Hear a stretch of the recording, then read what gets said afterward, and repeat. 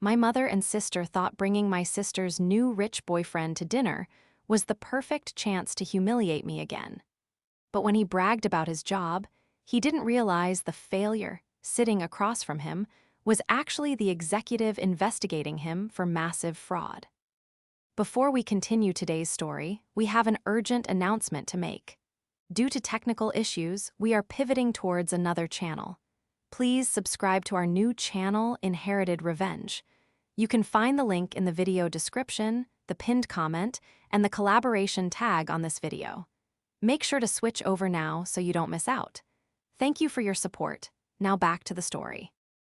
The exhaustion sat in my bones like wet sand, heavy and abrasive. I sat in my car, the engine idling, staring at the front door of my mother's house.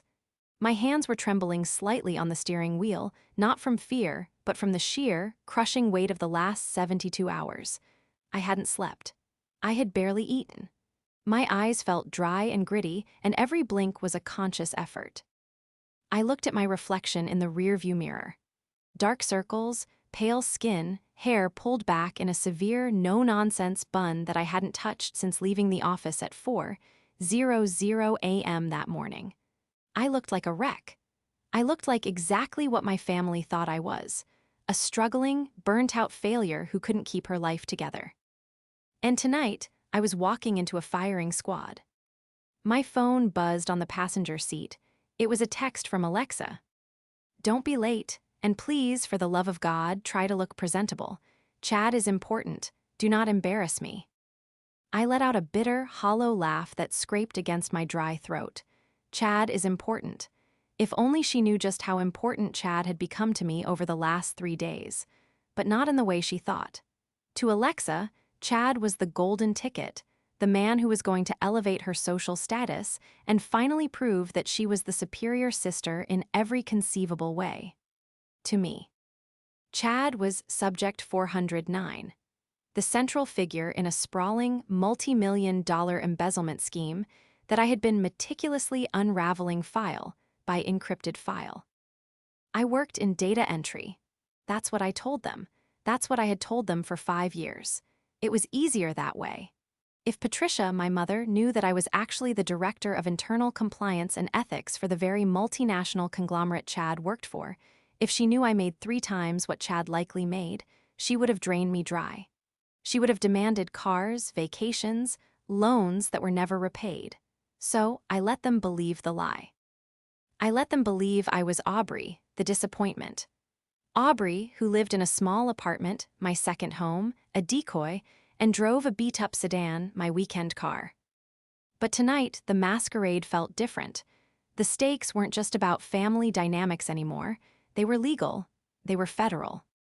I turned off the ignition, the silence of the suburbs rushing in to fill the cabin.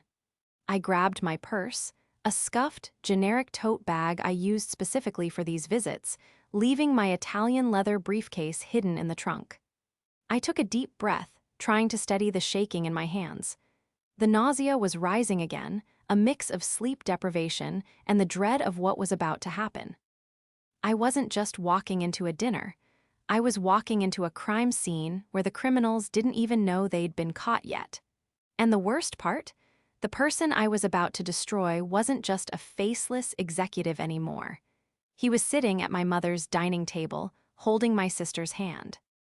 The betrayal I felt wasn't from Chad. He was just a greedy suit. The betrayal was from them, my own blood. They had invited me here tonight specifically to witness their triumph and my failure. They wanted an audience for their happiness, and they wanted a punching bag to make themselves feel taller. I opened the car door and stepped out into the cool evening air. As I walked up the driveway, I could see them through the bay window. Patricia was laughing, pouring wine. Alexa was beaming, leaning into a man in a sharp gray suit. They looked like a picture-perfect family. I stopped at the door, my hand hovering over the bell. A wave of dizziness hit me, and I had to grab the doorframe to steady myself. "You have no idea," I whispered to the wood, the secret burning on my tongue like acid. "You have absolutely no idea what you've done." The moment I stepped through the door, the temperature seemed to drop 10 degrees. The warmth and laughter I had witnessed from the driveway evaporated instantly, replaced by a stiff, performative silence. Patricia was the first to spot me. She didn't say hello. She didn't ask how I was. She simply scanned me from head to toe, her eyes narrowing as they landed on my wrinkled blouse and the scuffed toes of my flats. Her lip curled, just slightly, a micro-expression of disgust I had spent 29 years memorizing. "You're here," she said, her voice flat. It wasn't a greeting, it was an accusation. "And look at you, did you even try, Aubrey? I told you this was a special occasion." I closed the door behind me, leaning back against it for a split second of support. "Hello to you too, Mom. I came straight from work. It's been a long week." "Work," Alexis scoffed from the living room. She was perched on the edge of the white sofa, her posture rigid and regal. She was wearing a dress that probably cost more than my decoy car, a shimmering, silk thing that screamed new money, if you can call typing numbers into a spreadsheet for minimum wage work. "Honestly, Aubrey, you look like you've been sleeping in your car." "I haven't been sleeping much at all, actually," I said, walking further into the room. My voice was raspy, lacking the energy to fight back. "Deadlines." "Deadlines for data entry?" Patricia laughed, a sharp, barking sound that grated on my nerves. She turned her back on me, gesturing toward the living room. "Well, don't just stand there hovering like a ghost. Come and meet someone who actually understands the meaning of a career." I moved into the living room. The man in the gray suit stood up. "Chad." Seeing him in person was jarring. I had spent the last 72 hours looking at his face on monitors, in security footage, and on ID badges. I knew his social security number. I knew his bank account balance in the Caymans. I knew he had a nut allergy and that he preferred terrified assistants over competent ones. But seeing him here, standing on my mother's Persian rug, smiling that practiced, predatory smile, made my stomach turn. He was handsome in a generic, corporate way. Perfectly styled hair, a suit that fit too well, a watch that cost $40,000, bought, I knew for a fact, with funds diverted from the vendor procurement account last month. "You must be Aubrey," he said, extending a hand. His grip was firm, too firm, a dominance play disguised as a greeting. "Alexa has told me so much about you." The pause was deliberate. He looked at me with eyes that were cold and assessing. He saw the tired woman in the cheap clothes, and he immediately categorized me: prey, unimportant, beneath notice. "Nice to meet you, Chad," I said, taking his hand. My skin crawled at the contact. "I've heard a lot about you, too." "Oh, I'm sure," Alexa chimed in, slipping her arm through his and squeezing his bicep. "I've been gushing. Unlike some people, Chad is actually going places. He's an executive, Aubrey, a real one, at OmniCorp." The name of the company hung in the air like a weapon.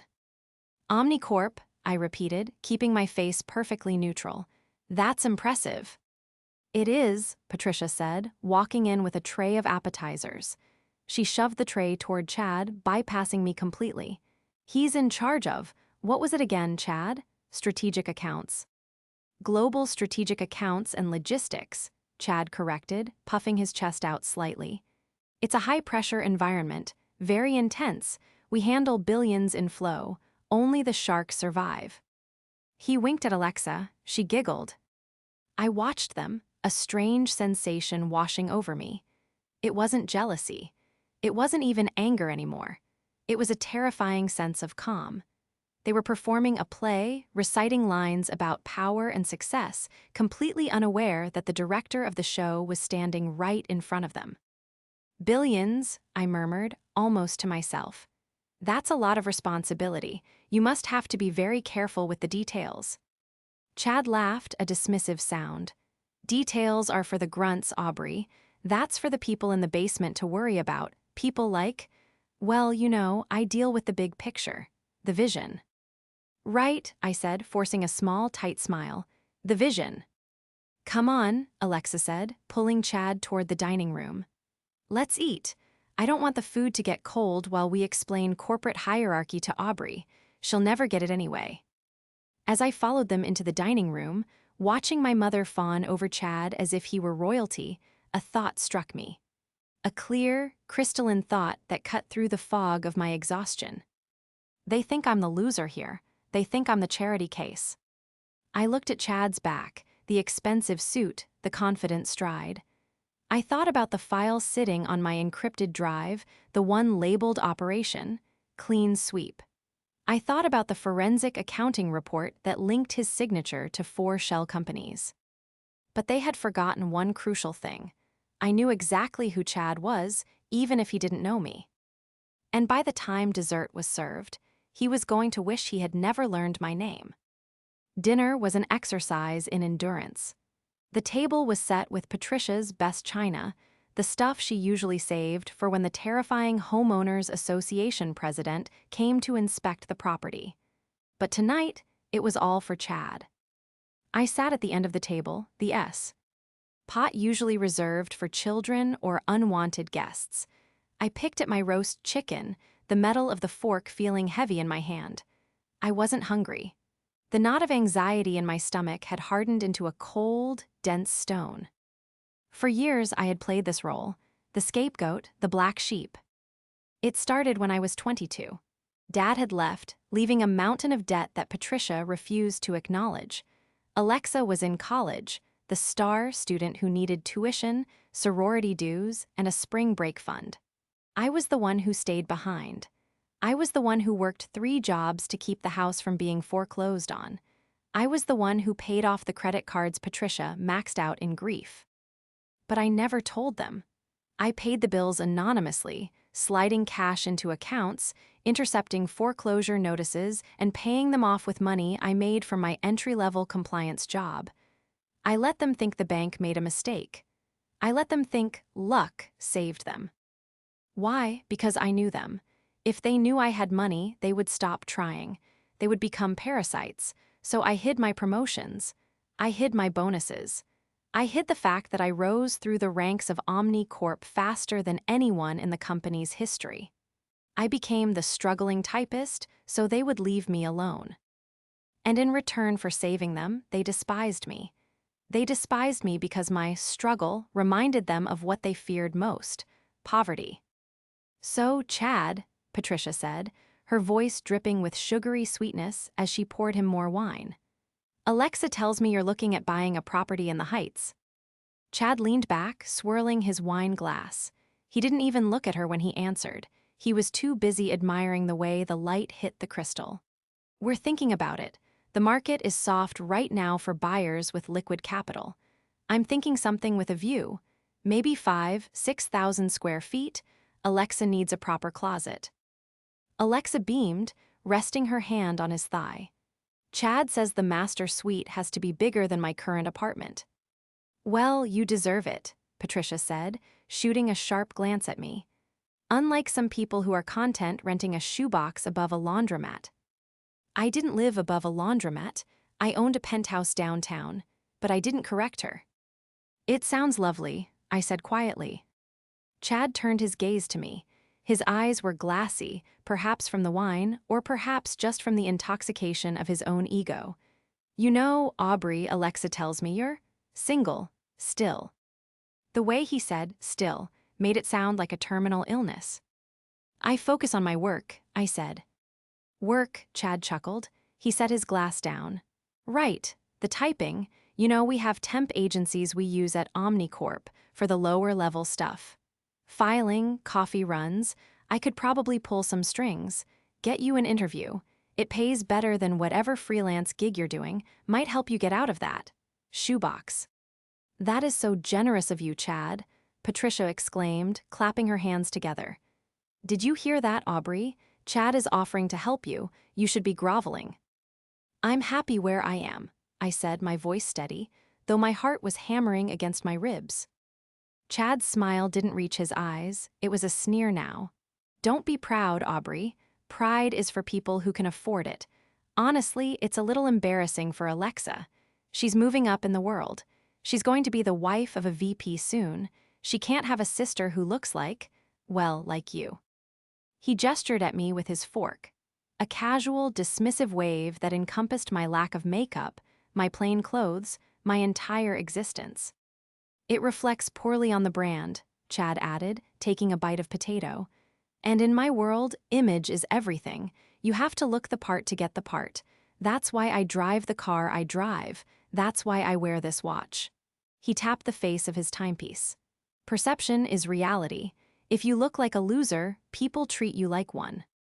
I felt a muscle twitch in my jaw. He was lecturing me on image. He was lecturing me, the woman who wrote the ethics code he was currently violating, on professional standards. Is that so? I asked, my voice dropping an octave. You think the watch makes the man, Chad? I think the watch shows the world that I'm a winner, Chad said, leaning forward. And it shows that I'm smart enough to take what I'm worth. Take what you're worth, I repeated slowly. Exactly, he grinned at Alexa. It's all about leverage, knowing where the bodies are buried right. He laughed at his own joke. Patricia laughed. Alexa laughed. I stared at him. He had no idea. He was sitting there, eating my mother's roast chicken, completely oblivious to the fact that I was the one holding the shovel. The transition from the main course to dessert felt like a military maneuver. Patricia cleared the plates with a frantic, nervous energy, her eyes darting between Chad and the kitchen as if checking for invisible snipers. She was desperate for this night. To be perfect, desperate to seal the deal on Alexa's ascension into the country club tax bracket. I watched her scrape the remnants of the roast chicken into the bin, her hands shaking slightly. It was pathetic, it was tragic, and it was about to get much, much worse. Cheesecake, Patricia announced, returning to the table with a flourish. She placed a massive, store-bought cake in the center of the table. Chad, I hope you saved room. Alexa tells me you have a sweet tooth. I always make room for the best, Chad said, loosening his tie. He leaned back in his chair, the picture of satisfied gluttony. He took a sip of his wine, his third glass, and his eyes, slightly glazed now, drifted back to me. He couldn't let it go. That was the thing about men like Chad. It wasn't enough for them to win, they needed someone else to lose. My silence, my lack of fawning, was irritating him. He needed me to acknowledge his superiority. He needed the loser sister to bow down. So, Aubrey, he started, his voice a little louder now, slurring just a fraction on the vowels. We never really got to the bottom of it. What exactly keeps you busy all day? Alexa says data entry, but that's vague. Is it insurance, medical billing, or are you one of those people who types in the captchas for websites? He laughed at his own joke. Alexa joined in, a high, tittering sound that made my teeth ache. I set my fork down. The metal clinked against the china, a sharp, deliberate sound that cut through their laughter. It's a bit more complex than that, I began, my voice calm, leveled. Oh, don't, Patricia snapped immediately. She was hovering with the cake knife, her face tight with warning. Don't bore him, Aubrey. Nobody wants to hear about your spreadsheets or your little struggles with the rent. Don't embarrass us. Yeah, Alexa added, leaning her head on Chad's shoulder, looking at me with a mix of pity and annoyance. Honestly, maybe lie this time, make something up. Tell him you're an astronaut or a brain surgeon, just, so you don't sound so pathetic for once. The room went silent. The insult hung in the air, gross and heavy. Alexa smirked, waiting for me to shrink, to look down at my lap, to apologize for my existence as I had done 1,000 times before. But I didn't look down. I looked up, and for the first time that night, I let the mask slip. I smiled. It wasn't a nice smile. It wasn't the polite, submissive smile of Aubrey, the struggling typist. It was the smile I wore when I walked into a boardroom to fire a CEO. It was the smile of the Grim Reaper. Lie, I repeated softly, testing the word. You want me to lie, Alexa? The air in the room shifted. It was subtle at first, a static charge building before a storm. Patricia froze with the knife halfway through the cheesecake. Alexa frowned, sensing a change in the frequency, but unable to identify it. I don't think I need to lie, I said, my eyes locking onto Chad's. Actually, Chad, my work is quite fascinating, especially lately. I've been working on a very specific project, a forensic audit. Chad blinked, the wine glass paused halfway to his mouth. Audit. Yes, I said, leaning forward, resting my elbows on the table. It involves a high-level executive at a major multinational. Omnicorp, actually. You know it well. Chad's smile faltered, just a fraction. Omnicorp has hundreds of auditors. We have a whole department for that. We do, I said, but this is internal, strictly confidential. It's regarding the vendor procurement strategy for the Southeast region. Specifically, a shell company called Apex Solutions LLC. The color drained from Chad's face so fast it was as if someone had pulled a plug in his heel. His skin went from a flushed, wine-soaked pink to a sickly, translucent gray. The glass in his hand trembled, the red liquid creating a tiny tidal wave against the crystal. Apex, he whispered. His voice was no longer booming, it was thin, brittle. Apex Solutions, I enunciated clearly. Registered in Nevis, bank accounts in the Caymans. They bill Omnicorp for consulting services that never happen, $40,000 a month, for the last 18 months. It's quite a lot of money for consulting. Patricia looked between us, confused. Aubrey, what are you babbling about? What is she talking about, Chad? Chad didn't answer. He couldn't. He was staring at me, his eyes wide, pupils dilated in pure, primal panic. He was processing the impossible geometry of the situation. The struggling sister, the audit, the specific name of his fake company. I think, I said, picking up my wine glass and taking a slow, deliberate sip, that Chad knows exactly what I'm talking about. Don't you, Chad? The silence that followed was heavy, suffocating. It was the kind of silence that screams. Chad stammered. He set his wine glass down, missing the coaster, the stem clicking loudly against the wood table. I have no idea what you're talking about. You're confused, you're a typist. You don't know anything about corporate structure. He was trying to rally. He was trying to find the arrogance that had served him so well for the last 2 hours, but it was slipping through his fingers like water. Do I asked, my voice dropping to that professional, terrifying pitch I used during interrogations. Let's test that theory. You authorized 3 payments to Apex last week. Tuesday, specifically, 10:42 a.m., authorization code Zulu94. You bypassed the secondary approval protocol by flagging it as urgent logistics. Is that correct? Chad flinched as if I had slapped him. Stop it. Alexa slammed her hand on the table, rattling the silverware. Aubrey, stop it right now. You're making things up. You're just jealous because Chad is successful and you're nobody. Why are you trying to ruin my night? I'm not ruining your night, Alexa, I said calmly, not breaking eye contact with Chad. I'm saving you from a felony accessory charge, because when the feds come for him, and they will, they tend to look at the girlfriends too, especially the ones with the new jewelry. Patricia gasped, her hand flying to her throat. Felony? Aubrey, have you lost your mind? Apologize to Chad this instant. Chad, tell her she's crazy. She turned to Chad, expecting him to laugh, to dismiss me, to reinstate the reality where he was the prince and I was the pauper. But Chad wasn't laughing. He was sweating. Beads of perspiration were forming on his upper lip, glistening under the chandelier light. He loosened his tie further, his breathing shallow. Who told you that? Chad hissed, his voice low and dangerous. Who have you been talking to? Did you hack my email? That's illegal, you know. I could have you arrested. I didn't hack anything, I said. I have access, full access, level 5 clearance. You're a temp, he shouted, his composure finally snapping. You're a nobody, you enter data, you don't have level 5 clearance. Only the directors have that. Exactly, I said. I reached into my cheap tote bag. The sound of the zipper opening was the only sound in the room. I pulled out a sleek black folder. It wasn't cardboard. It was leather-bound, stamped with the gold Omnicorp emblem. I tossed it onto the table. It slid across the polished wood and came to a stop right in front of his plate. Open it, I commanded. Chad stared at the folder like it was a bomb. I said, open it. His hand shook violently as he reached out. He flipped the cover open.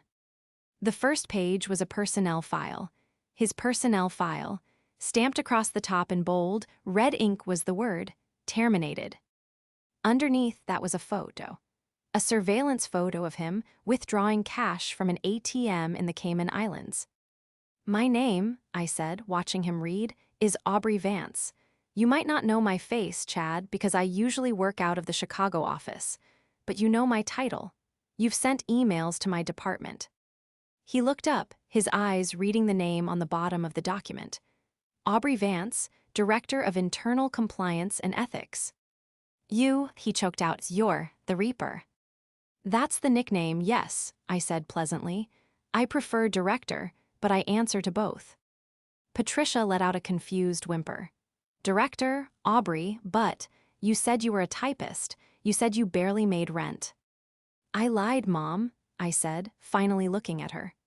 "I lied because every time I have money, you try to take it. I lied because I wanted to know if you loved me or just what I could buy for you. I think we got our answer tonight." "This is fake," Chad said, pushing the folder away, though his voice lacked any conviction. "You printed this at Kinko's. It's a joke. A sick joke." "Is it?" I pulled my phone from my pocket. "Because I have the chief legal officer on speed dial. He's waiting for my call to authorize the freezing of your assets. The car, the one parked in the driveway, the repo team is already en route. The watch, you might want to take it off now. It's evidence." Chad stood up so fast his chair toppled over backward with a deafening crash. "You can't do this," he snarled, pointing a shaking finger at me. "Do you know who I am? I bring in millions for that company." "You steal millions from that company," I corrected. "And as of 9:00 a.m. this morning, when I filed the final report, you are no longer an employee. You are a liability." The crash of the chair seemed to snap Alexa out of her trance. She stood up, her face flushed with a mix of humiliation and rage. But true to form, her rage wasn't directed at the criminal who had lied to her. It was directed at the sister who had exposed him. "You are such a jealous, bitter witch," Alexa screamed, grabbing Chad's arm as if to physically anchor him to the room. "Look what you're doing. You're making up these insane lies just to humiliate him. Mom, do something, kick her out." "Aubrey," Patricia said, her voice shaking, trying to regain control of her dinner party. "This has gone too far. I don't know what kind of game you're playing with these props, but you are ruining your sister's happiness. Chad is a good man. He treats her like a princess." "He's treating her like a shield, Mom," I said, gesturing to Chad, who was currently hiding behind Alexa, frantically typing on his phone. "Look at him. Is that the behavior of an innocent man? Or is that the behavior of a man trying to transfer funds before the accounts lock?" "I'm calling security," Chad yelled, holding his phone up. "I'm calling the police. You're harassing me." "Go ahead," I said, crossing my arms. "Call the police, please. It will save me the trouble. Because the FBI is already building the indictment. Do you really want to expedite the process?" Chad froze, the phone lowered slowly. "You're bluffing," he whispered. You wouldn't do that to your own family. Alexa, tell her." He turned to Alexa, grabbing her shoulders. His grip was desperate, too tight. "Baby, tell her to stop. Tell her she's crazy. I'm going to buy you that house, remember? The one with the closet? We're going to Paris next month. Don't let her ruin this." Alexa looked at him, her eyes wide and wet. She wanted to believe him. I could see the desperate struggle in her face. She wanted the house. She wanted the status. She wanted the fantasy so badly that she was willing to ignore the burning building around her. "Aubrey," Alexa pleaded, turning to me, just stop, please, even if he made a mistake. Can't you just fix it? You said you're a director. If you're really a director, you can fix it. Make it go away. For me." I stared at her, stunned. Even now, faced with the reality of his crimes, her first instinct was to ask me to cover it up. To ask me to commit a felony so she could keep her imaginary lifestyle. "Fix it?" I asked, my voice trembling with suppressed rage. Alexa, he stole $4 million. He embezzled from the pension fund. That's people's retirement money. You want me to fix that? He's my boyfriend, she wailed. Doesn't family mean anything to you? Does it mean anything to you? I shot back. You spent the last 2 hours mocking me, calling me a loser, telling me to lie because I was an embarrassment, and now you want a favor. I didn't mean it, Alexa sobbed. We were just joking, Mom, tell her. Patricia stepped forward, her face a mask of cold calculation. She had assessed the situation. She realized now that I wasn't bluffing. The folder, the details, the confidence, it was real. I was the one with the power. And instantly, her allegiance shifted, not to morality, but to self-preservation. Chad, Patricia said, her voice dropping the sweet veneer. Is it true? Chad looked at her wild-eyed. Patricia, listen, it's a misunderstanding.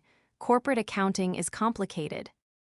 Is it true? Patricia barked, stepping closer. Did you steal the money? Are you fired? I'm not fired, Chad insisted, though his voice cracked. I'm on administrative leave, pending an investigation.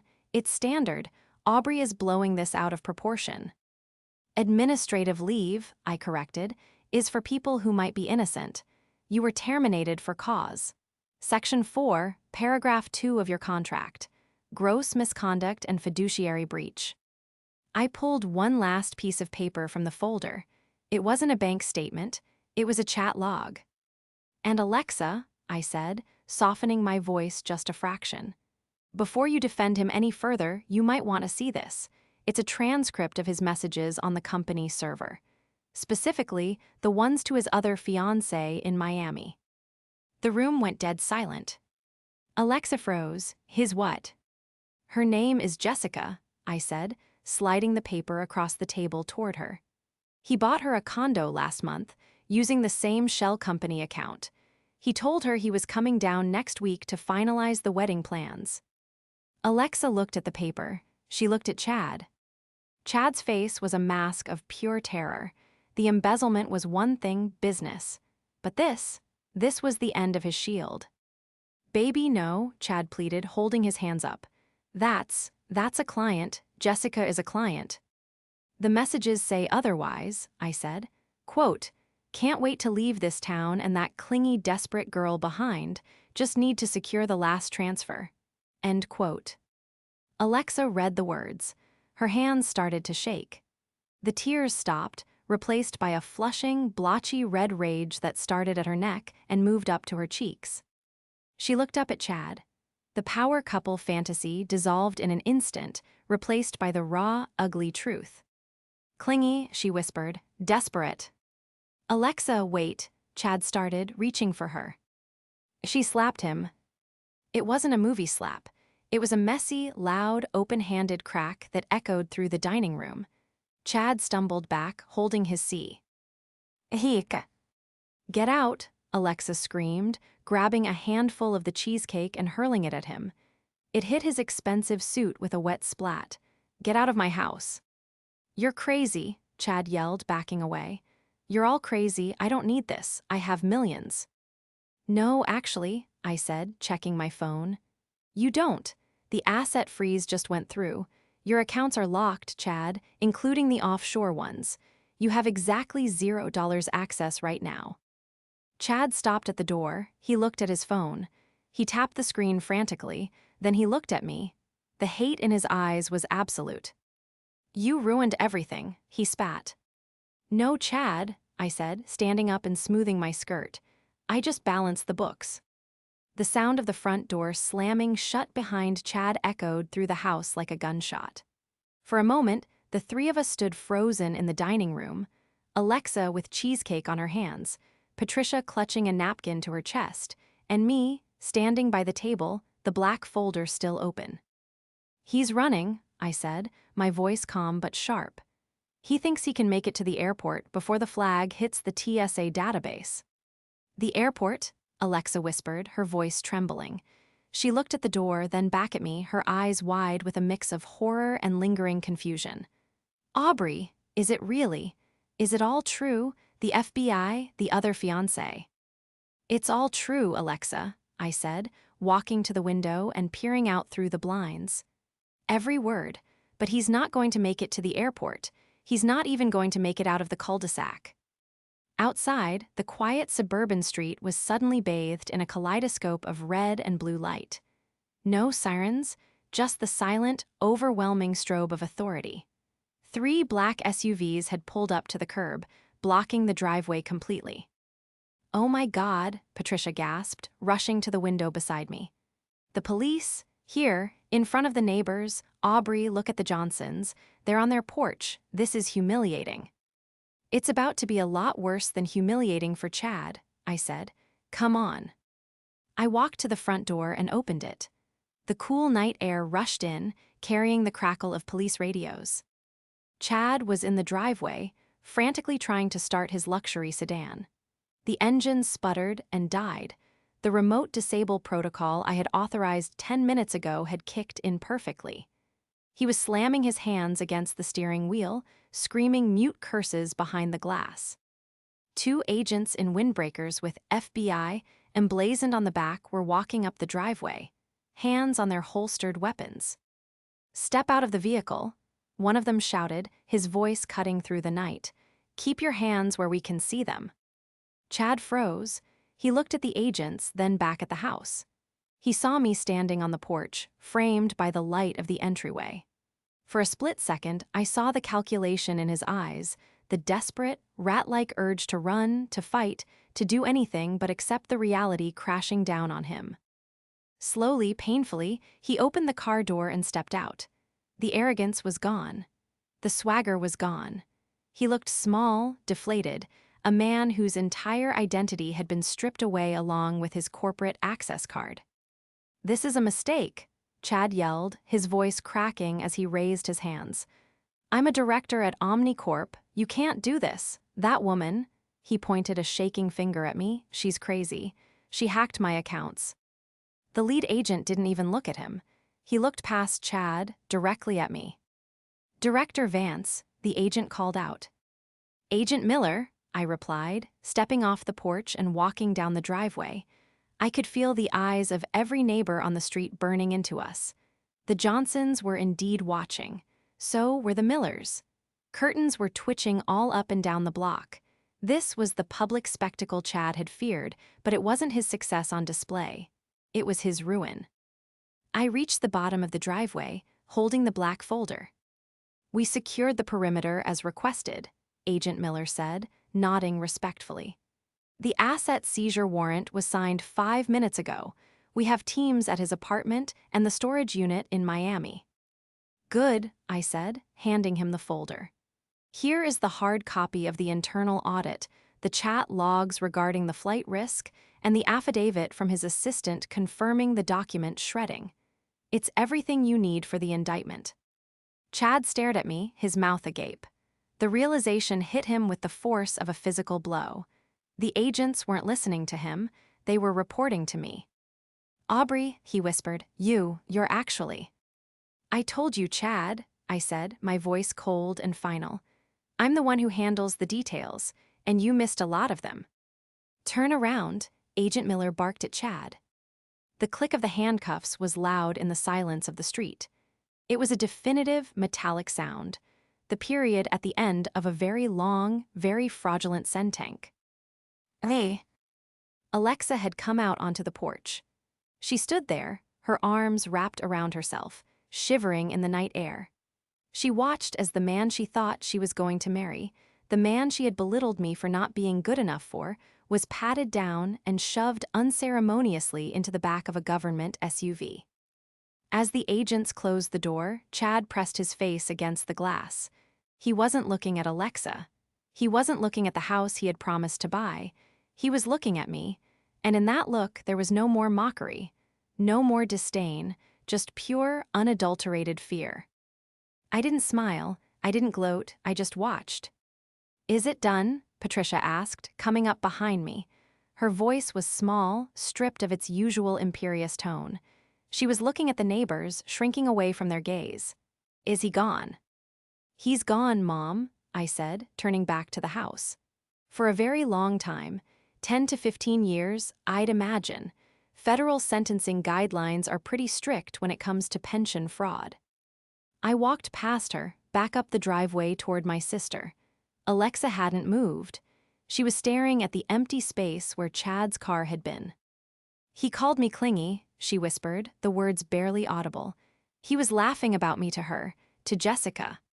"He was using you, Alexa," I said gently. "He needed a local address to register the shell company. He needed someone with a clean credit history to co-sign the lease on the warehouse. He was setting you up to take the fall if things went south." Alexa looked at me, her eyes filling with fresh tears. He was going to frame me. "Why do you think he was so insistent on putting the utilities in your name?" I asked. "Why did he want you to sign those insurance documents last week? I intercepted them, by the way. They weren't insurance. They were incorporation papers listing you as the sole proprietor of Apex Solutions." Alexa's knees buckled. I caught her before she hit the concrete, holding her up. She buried her face in my shoulder, sobbing ugly, wrenching sobs of a woman whose world had just been shattered. "I'm so stupid," she cried. "I'm so stupid, Aubrey. I'm sorry. I'm so sorry." I held her there in the driveway, under the harsh glare of the porch light. The neighbors were still watching. The police lights were fading into the distance. But for the first time in years, I didn't care what anyone thought. I wasn't the struggling typist anymore. And my sister wasn't the golden child. We were just two sisters, standing in the wreckage, trying to figure out how to pick up the pieces. The house was painfully quiet after the police left. The adrenaline that had sustained us through the confrontation had drained away, leaving behind a heavy, exhausted silence. We sat in the living room, the same room where, hours earlier, Chad had bragged about his watch. Now it felt like a different planet. Alexa was curled up on the sofa, clutching a throw pillow, her makeup streaked and ruined. Patricia was pacing by the fireplace, nervously rearranging knickknacks, unable to sit still. I sat in the armchair, sipping a glass of water. I had put the director mask away. The cold efficiency was gone, replaced by a deep, aching tiredness. "So," Patricia said finally, stopping her pacing to look at me, "Director of Internal Compliance." "Yes," I said. "And the money?" she asked, her voice dropping to a whisper. "The salary, is it substantial?" I sighed. I knew this was coming. It was always the first question. "It is," I said. "I make more in a month than I told you I made in a year." Patricia's eyes widened. "And you hid it from your own mother, from your sister who was struggling with student loans? Aubrey, how could you be so selfish? We've been worried sick about you. We thought you were destitute." "Did you?" I asked, setting the glass down. "Did you really worry, Mom? Or did you just use my failure to make yourselves feel better? Every time I came over, it was comments about my clothes, my car, my job. You didn't offer to help. You offered judgment." Patricia opened her mouth to argue, then closed it. She looked at Alexa, then back at me. The truth of it hung in the air. "I hid it because I wanted a family," I said quietly. "I didn't want to be an ATM. I didn't want to be the person you called only when you needed a check. I wanted to see if you could love me just for being Aubrey. Not success story Aubrey. Just me." Alexa looked up from the pillow. Her eyes were red, swollen. "And we failed," she whispered. "Didn't we?" "You didn't make it easy," I admitted. Tonight was hard, Alexa. Hearing you tell me to lie, hearing you call me pathetic, that hurt more than anything Chad said." Alexa flinched. Fresh tears spilled over. "I know, I got caught up in it. He made everything sound so perfect. I wanted it to be true so badly, and I took it out on you because looking at you made me feel guilty, like I was leaving you behind." "You weren't leaving me behind," I said. "You were being dragged down by an anchor." I stood up and walked over to the sofa. I sat down next to her. She stiffened for a moment, then leaned into me, resting her head on my shoulder. It was a gesture we hadn't shared since we were teenagers.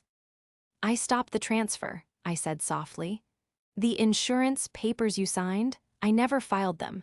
You're clear, Alexa. You're not liable for any of his debt or his crimes. The FBI knows you were a victim, not an accomplice. I made sure of that in my report. Alexa let out a long, shuddering breath. You saved me. After everything I said, you saved me. That's what big sisters do, I said, smoothing her hair, even when little sisters are being bratty. She let out a weak, watery laugh. I was more than bratty, I was a monster. We can work on that, I said, but for now, you're safe, that's what matters. 6 months later. The courtroom was sterile and cold, smelling of floor wax and old paper. I sat in the back row, not the front. I didn't need to be in the front to see justice done. Chad stood before the judge in an orange jumpsuit. The expensive gray suit was long gone, seized as evidence along with the watch and the car. He looked older. His hair was thinning, his posture slumped. When the judge read the sentence, 12 years in federal prison, restitution of $4 million, he didn't even flinch. He just looked tired. He turned as the bailiff led him away. His eyes scanned the room and locked onto mine. There was no anger left, just resignation. He nodded once, a small, barely perceptible movement. I didn't nod back. I just watched him disappear through the side door. It's over, Alexa whispered beside me. She looked different. Her hair was cut shorter, a professional bob. She was wearing a simple blazer and slacks. No more flashy jewelry, no more desperate need to impress. It's over, I agreed. We walked out of the courthouse into the bright afternoon sun. Patricia was waiting for us by the car. She was quieter these days. The dynamic had shifted. She still made comments, old habits die hard, but the venom was gone. She knew now that I wasn't someone to be trifled with. She respected me, perhaps out of fear, perhaps out of awe, but the constant belittling had stopped. Did he cry? Patricia asked as we approached. No, Alexa said. He just took it. Good, Patricia said firmly. He deserves every day of it. She looked at me. Are you heading back to the city? Yeah, I said. I have a meeting with the board of directors tomorrow. We're restructuring the compliance division. The board, Patricia repeated, tasting the words. She smiled, a genuine, if slightly wistful smile. You know, I told the Bridge Club yesterday that my daughter is a director. They were very impressed. Thanks, Mom, I said. It wasn't an apology. It wasn't a total personality transplant, but it was a start. I'm coming with you, Alexa said, linking her arm through mine. You promised to help me with my resume. Real work this time. No more consulting for boyfriends. Real work, I promised. I think there's an opening in logistics. Entry level, you'll have to start at the bottom. Alexa laughed. It was a clear, happy sound, free of the pretension that had choked her for so long. I think the bottom sounds just fine. Nowhere to go but up, right? Exactly, I said, unlocking my car, my real car, a sleek, black luxury sedan I had finally decided to stop hiding. Nowhere to go but up. We got in, the three of us. The family was still imperfect. There were still scars. But as I drove away from the courthouse, leaving the shadow of Chad and his lies behind us, I felt lighter than I had in years. I didn't need to hide anymore. I was Aubrey Vance. I was the director. And finally, I was just a sister again.